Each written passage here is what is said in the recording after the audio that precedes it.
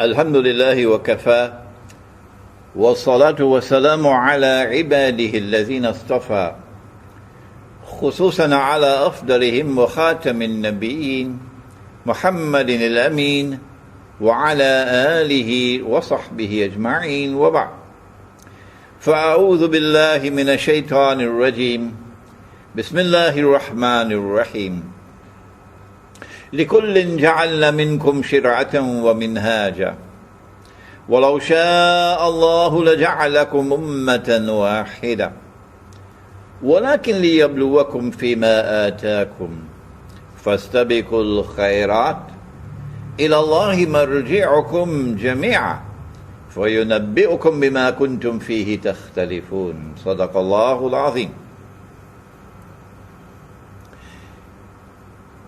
We welcome you today, brothers and sisters,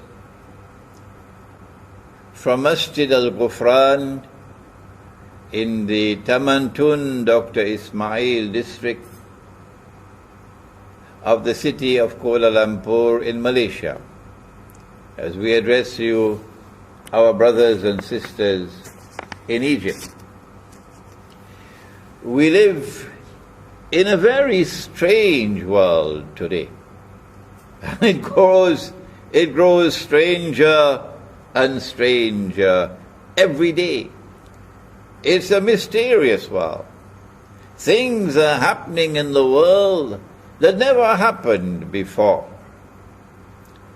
For example, for the first time in human history, all of mankind is being brought together in one global society. Is this by accident? Or is there something which explains it? All of the world is being herded into one global economy. Never before in history did this exist. Is this by accident? Or is there something which explains it? And all of mankind is brought into one bogus and fraudulent monetary system. And tomorrow, all the currencies will be gone. And tomorrow there'll be one global currency. Is this by accident? Or is there something which explains it? 100 years ago, if someone wanted to travel from Bursaid or Iskandaria to New York, it would take 2 months by sea. Today, thanks to the unprecedented progress of modern Western scientific and technological revolution, it takes a few hours. Yesterday, you had to write a letter. If you were in New York and you wanted to communicate to someone in India, and it would take a few months for the letter to reach. Today, thanks to unprecedented progress in telecommunications, you just pick up the phone and you dial and you're speaking directly with India. Yes, indeed. It is a world of unprecedented scientific and technological progress. Yes, indeed. This progress has come from modern Western civilization.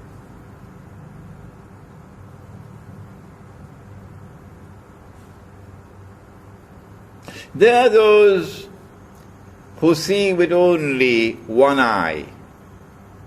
They are internally blind. For them, knowledge comes only from external observation and scientific experimentation, and from the New York Times and the Washington Post and television and radio, and daily newspapers. And they are people who swallow this falsehood, that this modern unprecedented progress which comes from modern Western civilization, validates the claim of the West to be the ultimate civilization of mankind, that there is no more to come after this. This is the end of history. That all previous civilizations, including Islamic civilization, are now obsolete, are now moribund, and they belong to the museums of history. And so any attempt to enforce the Sharia of Islam represents backwardness, represents trying to take something out of the museum and bring it back into history. And so they oppose it. These are the one-eyed people. But there are others who don't see with one eye. They see with two eyes. They see with the external eye and they see with the internal eye, because Allah has placed faith in their hearts. Faith is not sold in the stock market. And when Allah puts faith in the heart, then He puts nur in the heart. And nur is not sold in the stock market.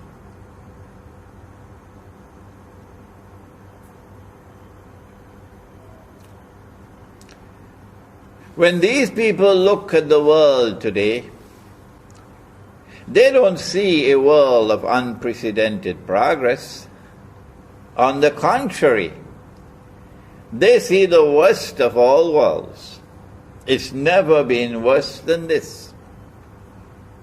Because they can penetrate beyond the external facade of scientific and technological progress. They can penetrate beyond the glitter and the pomp. And they can see that those who today control power in the world, unprecedented power, use that power to oppress. They see an age of universal oppression, where those who are powerful are oppressing the rest of the world. They see not only political oppression, they see economic oppression.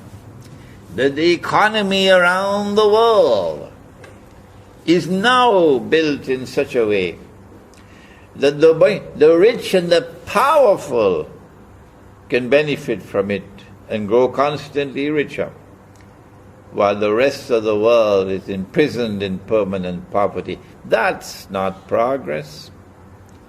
They see not only political and economic oppression, they see monetary oppression, where a monetary system that is bogus and fraudulent and utterly haram has been imposed upon the rest of mankind by modern Western civilization. And that monetary system is functioning as an instrument of financial oppression and monetary oppression. And so they do not blame Egyptians for being poor. They don't say that Egyptians are poor because they are lazy. They don't say that Indonesians are poor because they are lazy, and Bangladeshis and Pakistanis are poor because they are lazy. They say, no, there is more to this. That poverty in the world today, universal poverty and destitution in the world today, has not come by accident, but by design. And if you want to understand the cause, you must go to riba, because the Quran explains it.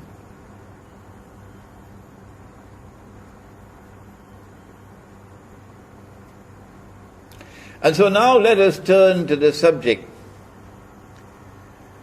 of this strange age, before we turn to the Sharia and to Egypt's predicament and dangerous predicament at this moment.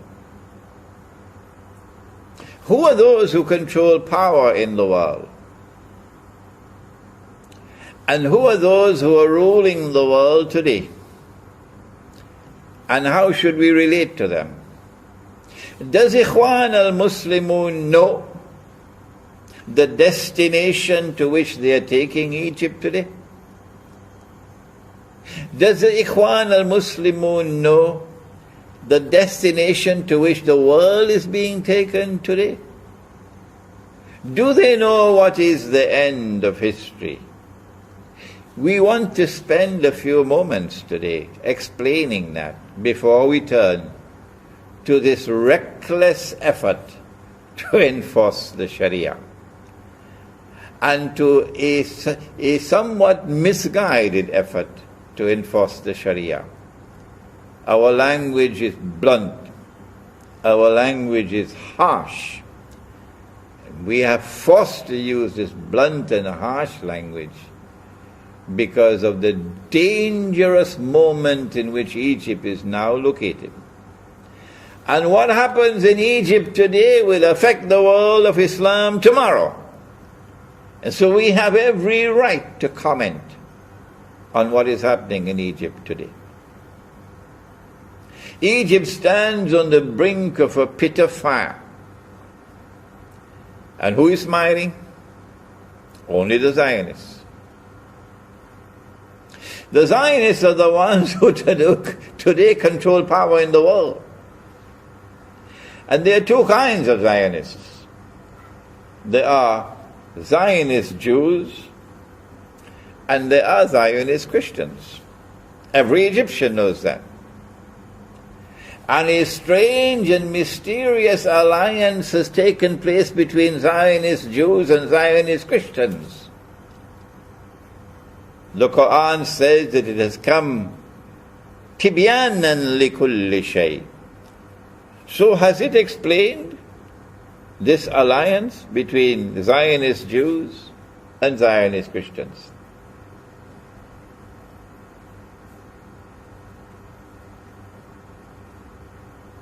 The alliance of Zionist Jews and Zionist Christians made its appearance, first of all, in the most spectacular way, that is, in Britain. When Britain emerged as a ruling state in the world, and Pax Britannica appeared on the stage of history, and the sterling pound emerged as the universal currency. Did that happen by accident? The Zionist Jewish and Zionist Christian alliance then manifested itself again spectacularly for the second time with the emergence of the United States of America as the second ruling state in the world, replacing Britain, and Pax Americana replacing Pax Britannica, and the US dollar replacing the sterling pound. Did this happen by accident? Or does the Quran explain?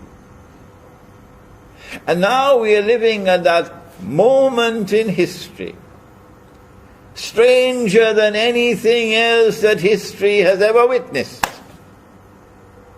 when the United States of America is in irreversible decline.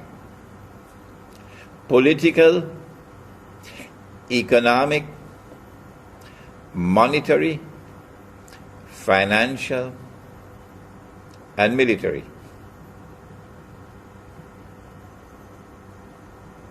And the US dollar is heading for a meltdown. And it looks plain and clear that there is a successor ruling state to replace the United States as a third ruling state in the world. And once again it will be a Jewish Christian and a Zionist Christian and Zionist Jewish alliance, which will spectacularly deliver to the world that third ruling state. And a new monetary system to replace the US petrodollar monetary system. We are living at that moment in history of transition. Does Ikhwan al-Muslimun have any knowledge of this? Has Ikhwan al-Muslimun done any research on this? To look in the Quran and look in the hadith of the Prophet sallallahu ta'ala alayhi wasallam for answers. In order to understand the destination to which Ikhwan is taking Egypt, and by implication taking the world of Islam, we need to answer these questions.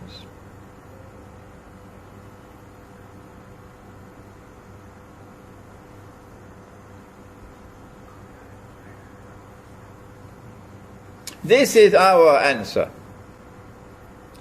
If you say that we are wrong, that's not enough. You must answer. You must give the explanation from the Quran and from the Hadith. Do not simply say that Imran Hussein is wrong. That's not enough. Tell us what is the answer. The Quran is tibyanan likulli shay. It must explain history. Our answer is that Nabi Muhammad alayhi salatu wasalam said that when Dajjal is released, he will live on earth for 40 days. Yawmun ka sana, yawmun ka shahr, yawmun ka jum'ah, wa sa'iru ayyamihi ka ayyamikum. Sahih Muslim. And when he is released on earth in a day which is like a year, he will be released on an island. And we have descriptions of that island in the hadith of Tamim ad-Dari. In my book, Jerusalem in the Quran, which has now been translated to Arabic, mashallah, and it's available on my website, and you'll see the website at the bottom of the screen. In my book, Jerusalem in the Quran, which was written 10 years ago, I identified the island as Britain. And I went on to say that when Dajjal was in a day which is like a year, it is from Britain, Pax Britannica, that he commenced his mission to rule the world. And that when Britain was replaced by the United States and Pax Americana replaced Pax Britannica, Dajjal had moved to a day which is like a month. And now that Pax Americana is in irreversible decline, and a new ruling state is to replace it, and a new monetary system is to replace the US petrodollar monetary system, we said it is Israel which wants to replace the United States. And it is the universal, invisible and intangible electronic and digital money controlled by the Zionist-controlled banking system around the world, which will be the new monetary system, again backed by the petrodollar. Not the petrodollar, by petro money. This is our explanation. If you say that we are wrong, you must tell us what is right.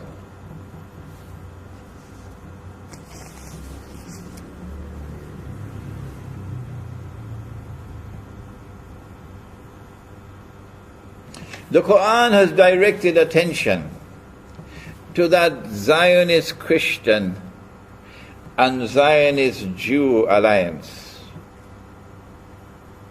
When Allah subhanahu wa ta'ala commanded in Surah Al-Ma'idah, بعد أعوذ بالله من الشيطان الرجيم يا أيها الذين آمنوا لا تتخذوا اليهود والنصارى أولياء. Allah is not speaking about all Jews and about all Christians. Absolutely not. Well then, which Jews and which Christians? The answer, بَعْدُهُمْ أَوْلِيَاءُ بَعْضٍ. He's speaking about a Jewish-Christian alliance which has now appeared in history, in the Zionist-Christian, Zionist-Jewish alliance, which lies at the heart of modern Western civilization. In fact, it has hijacked modern Western civilization. What is the price that we would pay if we turn to Washington as our Qibla and hold the view that the Sharia belongs to the museums of history? What is the price that we pay if we accept the lie that religion and politics must be separate from each other and we secularize life, which is what the Judeo-Christian Alliance wants us to do? What is the price that we pay when we identify with them? Allah goes on to say, وَمَنْ يَتَوَلَّهُ مِنْكُمْ فَإِنَّهُ مِنْهُمْ. And so we say to such people who are absolutely opposed to the Sharia of Islam, who don't want it at all, no, the Sharia should be sent back to the museum. It is obsolete, it is moribund. It represents backwardness. We say to such people, we need to charter a few jumbo jets and send you on a one-way trip to Washington, because that's where you belong. وَمَنْ يَتَوَلَّهُ مِنْكُمْ فَإِنَّهُ مِنْهُمْ إِنَّ اللَّهَ لَا يَهْدِي الْقَوْمَ الظَّالِمِينَ. Allah does not provide guidance for a people who are wicked, and that's what they are. They corrupt every single thing that they touch. And they also present us with unprecedented fitna to test us. From modern Western civilization has come two things. And you are familiar with these words. The first word is fitna, and the second is fasad.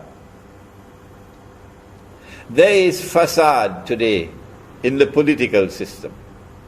It's corrupted beyond recognition. It is collapsing all around the world. There is fasad in the economy. It is corrupted. It smells stink. There is fasad in the monetary system. There is fasad in the banking system. There is fasad in agriculture and the production of food. There is fasad in the educational system. There is fasad in the male-female relationship. There is fasad in the feminist revolution. Don't be annoyed with me for saying that. There is universal fasad in the world today. And I ask, is this happening by accident? Or is there an explanation?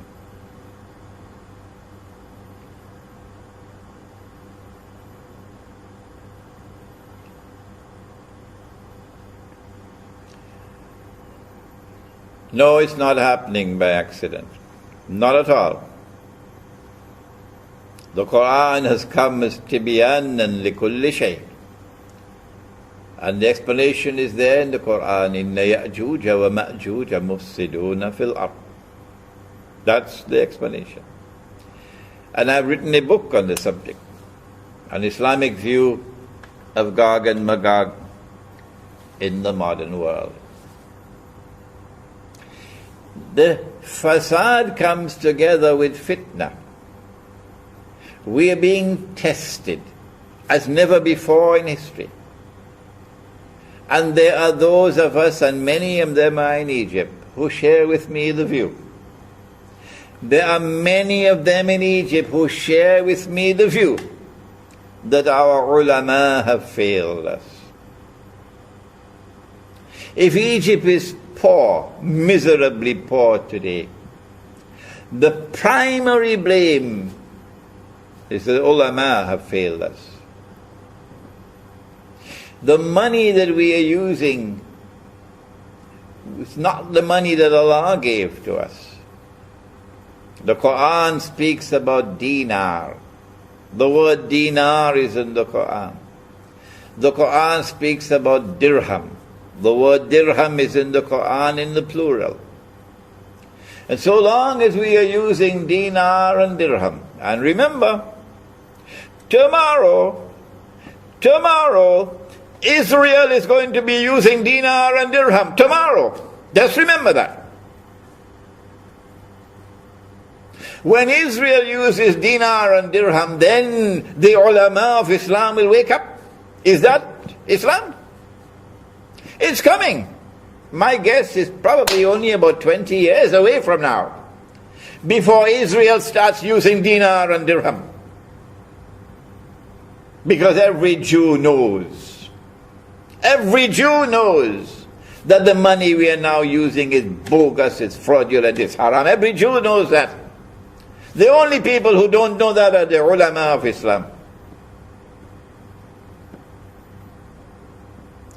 And so if there are those in Egypt, like myself, who are worried about the enforcement of the Sharia at a time when the ulama of Islam have failed us, don't blame them. Don't blame them. How should the Sharia be enforced? Is there such a thing as a constitutional sunnah? Give us a moment to spend some time on this subject. Yes, there is a constitutional sunnah. And the constitutional sunnah is linked with the enforcement of the Sharia. Allah subhanahu wa ta'ala did not create us all as one people. No. وَلَوْ شَاءَ اللَّهُ لَجَعَلَكُمْ أُمَّةً وَاحِدَةً. If Allah had so wished, He could have created us as one people. No. Rather, He created us with multiplicity, with diversity. إِنَّا خَلَقْنَاكُم مِّن ذَكَرٍ وَأُنثَى وَجَعَلْنَاكُمْ شُعُوبًا وَقَبَائِلَ لِتَعَارَفُوا إلى آخر الآية. And so mankind was created with multiplicity. And that multiplicity was also the cause of different laws being sent down. لِكُلٍّ جَعَلْنَا مِنْكُمْ شِرْعَةً وَمِنْهَاجًا. So different laws were sent to different people. But the last one was sent to Muhammad sallallahu ta'ala alayhi wa sallam, the Sharia. Is the Sharia to be enforced upon all of mankind? Absolutely not. Absolutely not. Well then, on whom is the Sharia to be enforced? The answer? On those who accept the Sharia. On those who willingly submit to the Sharia. Those are the ones on whom the Sharia is to be enforced. Ikhwan al-Muslimun should first return to the Quran to recognize that Egypt is not one ummah. No, it is not. At the very first page of the book of Egypt are the Jews, the Christians. And these Christians in Egypt, according to Nabi Muhammad alayhi salatu wasalam, are our kith and kin. For Ummul Mu'minun, the mother of the believers, came from them. From their midst is one of the mothers of the believers. And so be kind to them, said Nabi Muhammad alayhi salatu wasalam. So you are not one ummah in Egypt. What is the function of a constitution? When we turn to the constitutional sunnah, we get the answer. A constitution is needed when you have different people who want to come to live together. Then you need a constitution. If you have only one homogeneous people who have a law of their own, you do not need a constitution. Their law is sufficient for them. It is when you have different people who want to live together as an ummah, a community, only then do you need a constitution. Forget what comes from Oxford and Cambridge and Sorbonne. Listen to the Sunnah.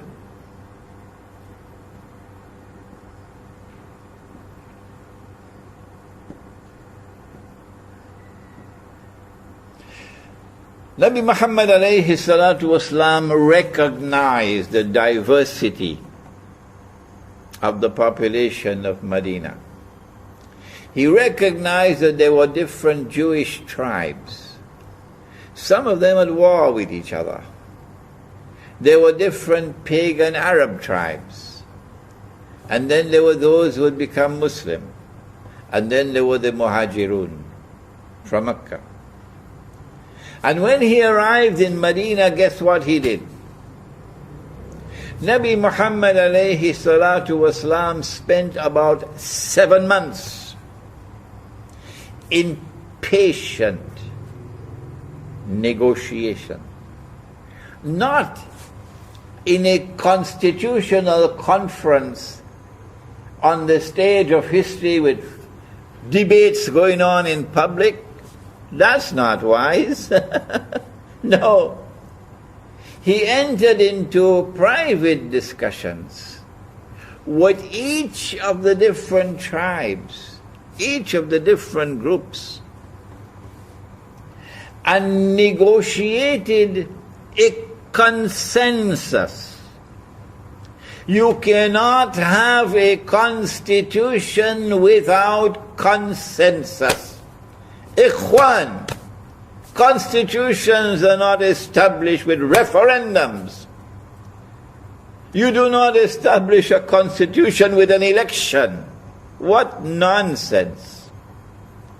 In order for a constitution to be established, you must have consensus. The Christians walked out of the constitution discussions in Egypt, and you still went ahead with it? Have you forgotten the Sunnah? Have you forgotten the Sunnah? Is this the example you are setting for the rest of the world of Islam? There are voices around the world today cautioning you for your recklessness. We hope and pray you will not be offended by our words, that you will still consider us to be your brothers, and that you will heed our advice and warning. We apologize to the Christians of Egypt. Yes, we apologize to you, because this is an embarrassment for us. This is not the way. This is reckless, and this is misguided.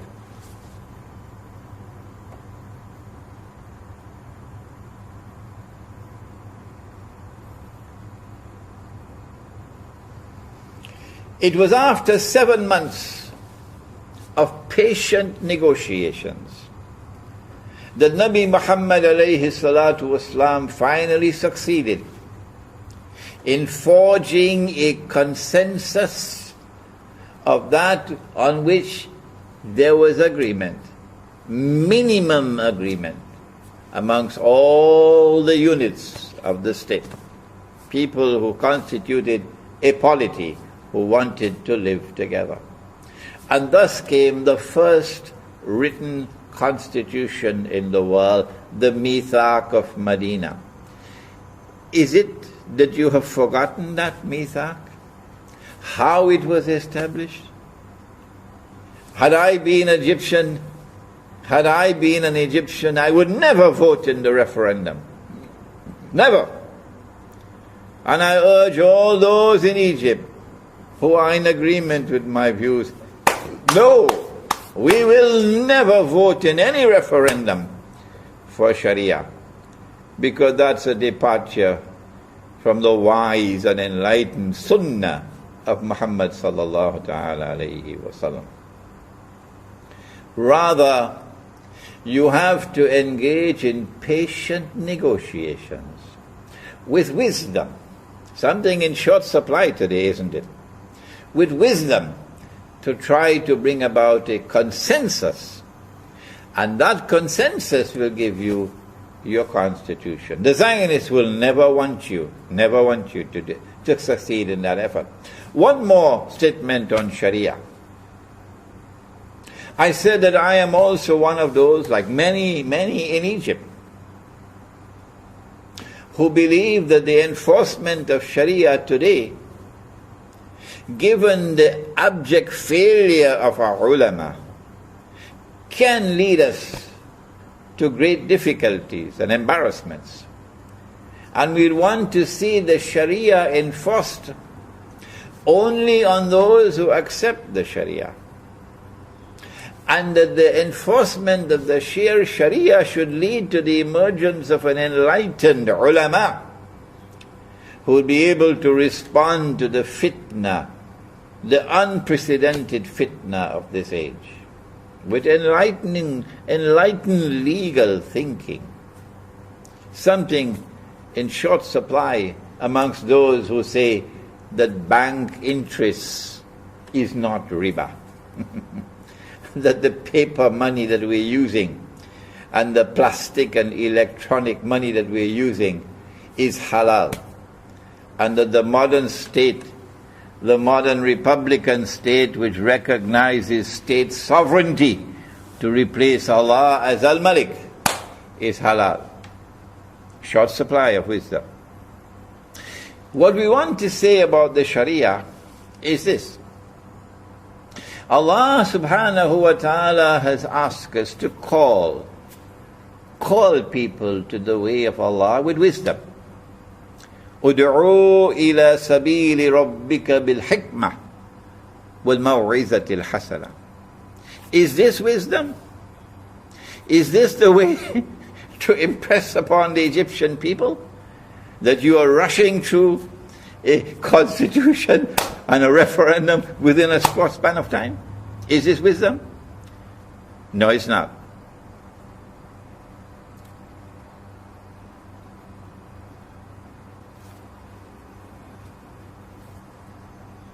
Well, then what is wisdom?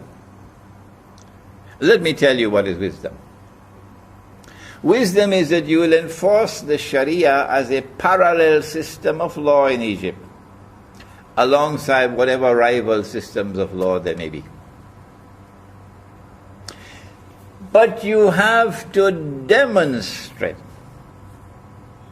the superiority of the Sharia over all rival systems of law. No, you do not stamp out the others. Let the civil law continue. Let other systems of law that other people may choose continue to operate. And you have to demonstrate with your enforcement of the Sharia that you have a superior system of law which can outshine every rival. You can't do that unless you produce the scholars of law. And law does not exist in a vacuum. No. The scholar of law must also know politics and economics and monetary economics and history and the movement of history in order for him to be able to understand the complexities of today's legal system, legal challenges.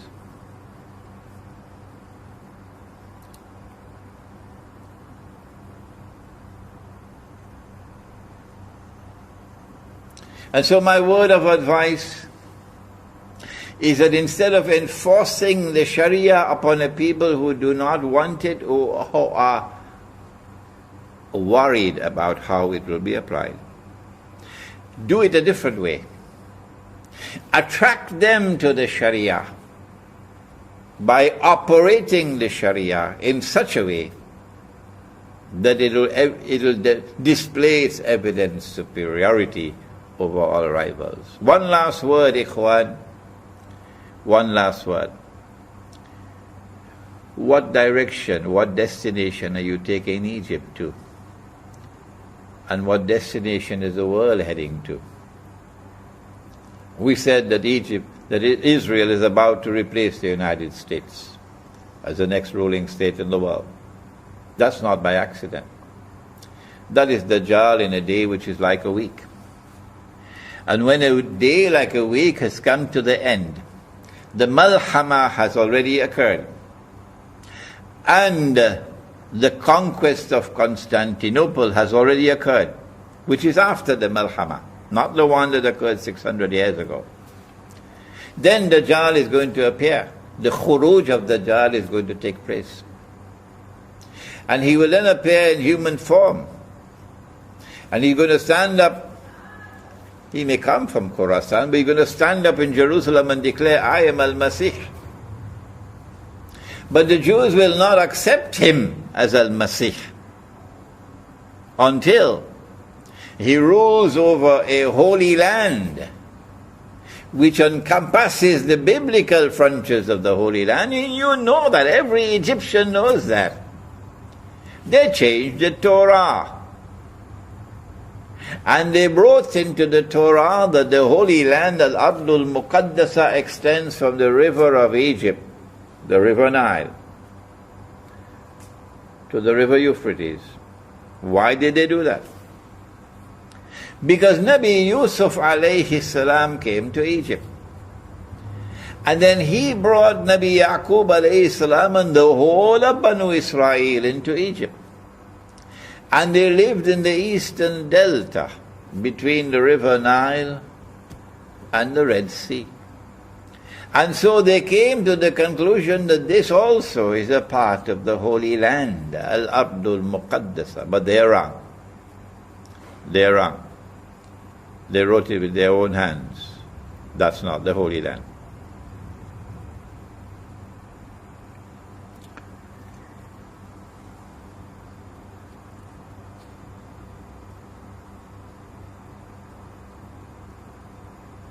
And so, you don't need a PhD to understand. Of course, those who have the Qibla in Washington will never accept what I say. You don't need a PhD to understand that the Arab Spring was meant to prepare the way for the Arab slaughter. That they are preparing great wars against the Arabs. Because in order for Israel to become the ruling state in the world, Israel has to impose her political and economic dominion over the Arabs. Number two, Israel cannot impose her political and economic dominion over the Arabs unless and until Israel wages great wars. And these are not only military wars, these are also biological wars. And succeeds in substantially reducing the population of the Arab world.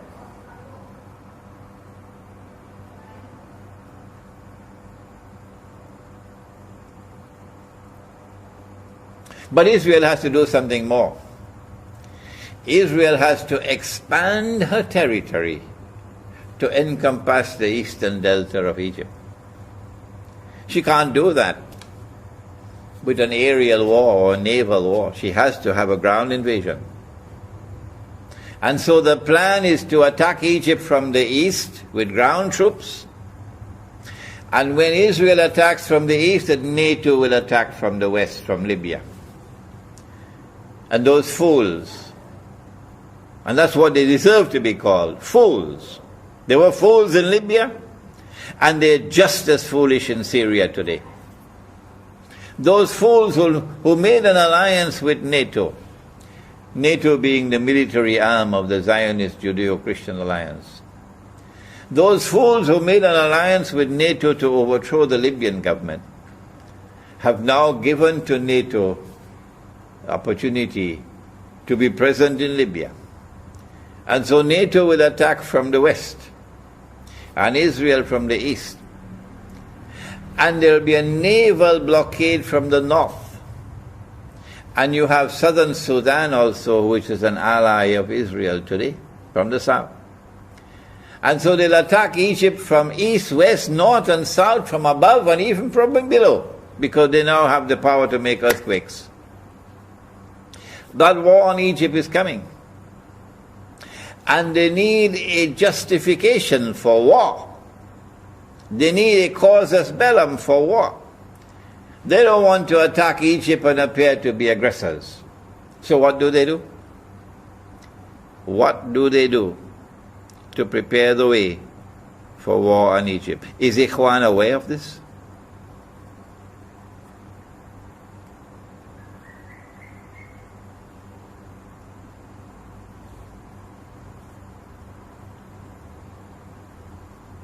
At a moment when Egypt should be coming together, all the different forces in Egypt should be uniting to resist the greatest threat that has ever existed in Egyptian history, the Zionist threat of an attack on Egypt.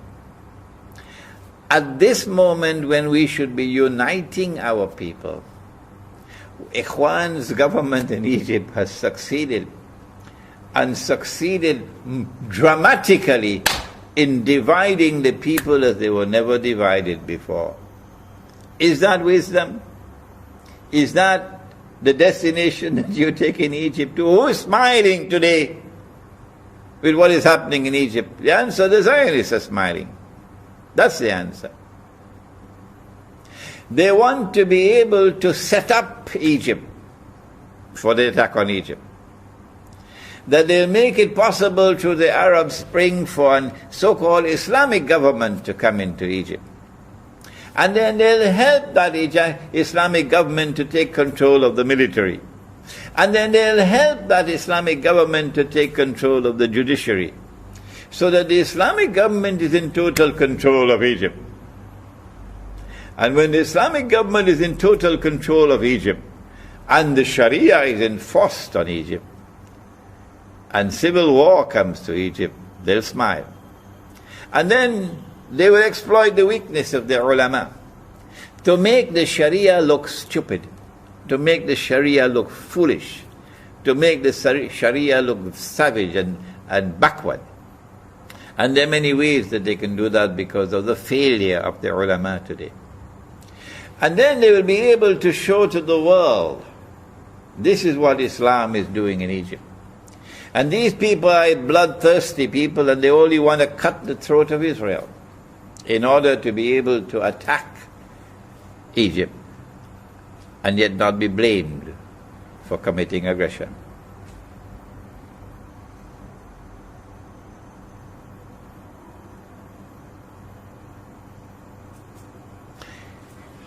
Is Ikhwan going to take Egypt to that destination? Knowing that that's the destination to which the world is now moving? What should we do, O Egypt, at this moment? After the colossal failure of the advisors to the present Egyptian government, they should be removed. And men of greater wisdom should take over. Number 2, no constitution should be enforced upon the people unless and until it is arrived at through consensus. The Christians in Egypt have an equal political right to the Muslims to a constitution to which they will agree. Number 3, that the Sharia should be enforced only on those who are willing to submit to the Sharia. So it will not be the law of all Egypt. No.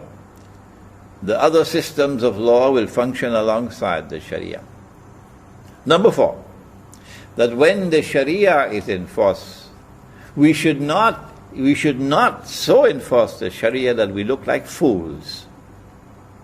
Rather, Islamic scholarship must rise to the occasion. Islamic scholarship must rise to the occasion to operate the Sharia in such a way that it demonstrates its evident superiority over all rival systems of law. That's not easy. That is not easy. That requires the best Islamic scholarship in the world today. And also it requires that Islamic scholarship must expand its vision beyond law to encompass all other subjects that are relevant, including the one in which I specialize, al-mu'akhiru. I pray that these words of mine may not offend, may not hurt, I pray that these words of mine may be accepted in the spirit in which I am given them. Yes, I have used harsh language to condemn reckless and misguided behavior, because the moment is now too dangerous. I pray that Egypt may step back from this pit of fire on which it now stands. That reason may prevail, good sense may prevail, and that the constitution may be established on the basis of consensus, and that the Sharia be enforced only on those who are willing to submit to the Sharia. Thank you. Wassalamu alaikum wa rahmatullahi wa barakatuh.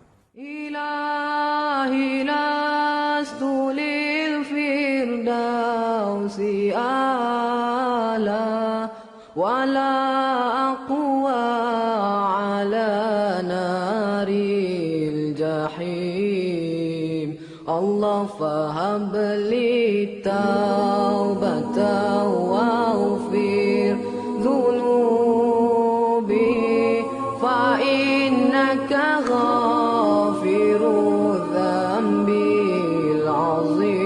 العظيم إلهي لست للفردوس أعلى ولا أقوى على نار الجحيم الله فهب لي توبة واغفر